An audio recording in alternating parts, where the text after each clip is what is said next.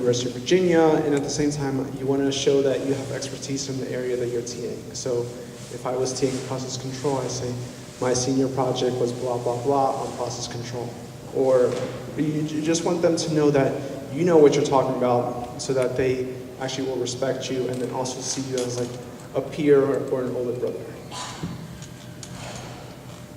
The other thing is different classes are different. I've TA'd 4 different classes here at Drexel. And some classes you have to play it by ear. Some are very engaging just by the topic material, and some of the students are just very tired. And if they're tired, then that's how it's got to be. But I would say, like, if they're tired, you have to try a little bit harder to get them more engaged. And if they're not, you can take it easier.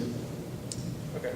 The next topic I'm going to talk about is review sessions. So the first thing is I would ask your professor if you're going to be doing a review session. Some professors will do the review session themselves. Sometimes you have to do it. I would ask them. And then after that, I would kind of like start planning for it. So a week before, I would like organize all the materials that they have to do. Or like I would send email to the class saying, what do you guys feel you need covered for the test that's coming up or for our review session? And this is also where your professor can really come in handy. You could be like, oh, I'll give you past year's tests, or I'll tell you what will help the students ace the test. So just be prepared for that, because the worst thing you want to do is you want to go to the review session and the students are like, oh, how do we do this? And you're like, what's that again? Okay, the third thing is dealing with problems.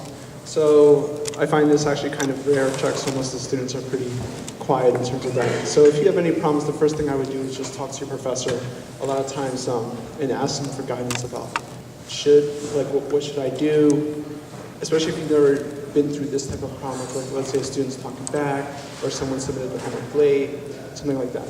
The other thing is, for me personally, if a student is being disrespectful, I will like single out that student later when it's just a one-on-one conversation. You don't want to tell a student like something where their peers are around them, because that'll give them peer pressure to kind of like continue to act out. You want to be serious and talk to them one-on-one later when it's just you and them and tell them like, listen, I know you probably didn't mean this, but actually what you did in class was disrespectful to me, it was disrespectful for your classmates, so next time can you not do that? And then a lot of times they'll listen. And then the last topic I have to cover is getting help. So you have a lot of resources here at Drexel. I know today is like a big day, so everyone's like, here's some resources, here's more resources. The major ones I find were, first, your professor is a big resource. Basically, like whenever you have a problem, I always go to my professor, or I'll just send him an email, like, what should I do in this situation, or blah, blah, blah. Your advisor, if your professor can't help you, I think your advisor is your second best person to go to. And then your fellow students, like your fellow first-year PhD students, they have knowledge that they can provide you. And finally, if all else fails, the graduate office has a great number of resources that you guys can all tap into. Okay, so I'm still not going to use the mic because I prefer not to. Can you all still hear me? Yes? Okay, so I'm going to cover a couple more of the nitty-gritty topics with relating to TAing and what you anticipate and what you encounter. The first thing is with attendance. So if you're responsible for setting your own attendance policy, it's a personal preference. I personally don't make my students come to class if they don't want to. Part of that is because I feel like they're adults. Also, you will encounter 6,001 excuses from students. You know, I had baby mama drama last night. My car was, battery died. I was sick, whatever. It's not my responsibility to necessarily handhold them through. So my personal preference is I don't set attendance. However, I clearly have outlined, and the professors I've worked with clearly have outlined what happens if students miss exams or miss homeworks or something of that nature. And that's something you'll have to work out with your professor that will be clearly outlined in the syllabus. So for example, if you miss the midterm and with an excused absence, the weight goes to the final or something of that nature. A lot of people also prefer to have attendance as part of the participation grade. And so that's one way they do it. They have students come to the either recitations or come to the classes, and they make them participate, make them attend. Particularly if you have an 8 a.m. session, I recommend that because students frequently don't show up to 8 a.m. sessions no matter how devoted they are. So the other thing is office hours. Working with your professor or several hours a week, and that will depend on the class that you're teaching or being a TA for. You may have 16 students during your office hours, you may have none, right? It's gonna vary week to week, especially for the weeks leading up to exams. So as a first-year PhD student, we're all overwhelmed. We have a lot of classes, a lot of research responsibilities, and so know that if it's the week leading up to an exam, you're probably going to be inundated with emails from students, whether it's a class that you're teaching or a class that you're TAing for.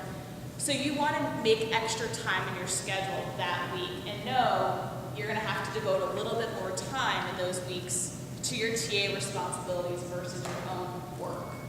So that's something to be very cognizant of. Also, if you're holding office hours for a professor and you know you're going to have 5, 6, 7 students, I highly recommend trying to reserve like a breakout room in the library or a breakout room in your building so that you aren't trying to cram 7 people around a cubicle and you actually have a whiteboard to work with or whatnot, depending on what your own situation is. And then the last thing I'm going to talk about is grading. So that's probably one of the primary responsibilities that you will encounter as a TA is grading. That's something you'll have to work with very closely with your professor to know what the rubric is. Obviously, if it's a multiple choice, you're all set to go. But a lot of times they give partial credit. There's a lot of subjectivity in grading, especially if it's a essay type answer or if it's a math problem that they're working on. The students have to can be awarded partial credit for.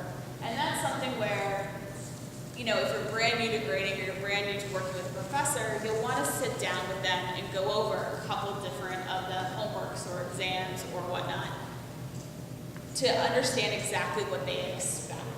And you'll find that students will have answers across the board, and that even if you think you know how to give partial credit, you're always going to have a question. And when in doubt, the best person to ask will be the professor that you are TAing for. But you're always going to have students that are going to quibble over a grade, are going to try to get the extra half point or point on a homework or on a quiz or an exam.